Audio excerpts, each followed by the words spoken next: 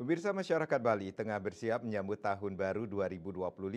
Suasana Tahun Baru 2025 di lapangan Puputan Renon dan Pasar tampak lengang dan sekitar lapangan berada dalam pengawasan ketat petugas untuk mengantisipasi potensi gangguan keamanan.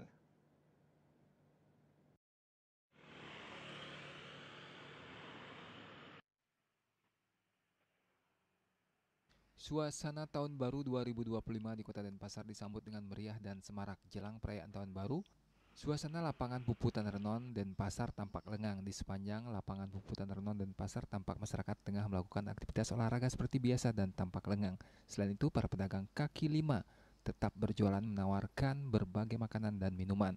Untuk memastikan keamanan dan ketertiban selama perayaan Tahun Baru, pihak kepolisian dan Satpol PP telah memperketat pengamanan di sekitar lapangan Puputan Renon Denpasar. Petugas keamanan telah berjaga di berbagai titik strategis untuk mengantisipasi potensi gangguan keamanan. Mengantisipasi lonjakan pengunjung yang diperkirakan akan memadati lapangan pada malam pergantian tahun, pengaturan lalu lintas dan parkir akan diberlakukan untuk mencegah kemacetan. Perayaan Tahun Baru 2025 diharapkan dapat menjadi momen untuk merefleksikan perjalanan tahun yang telah dilalui dan menyambut tahun baru dengan penuh harapan. Bunga Widrayani, Bali TV.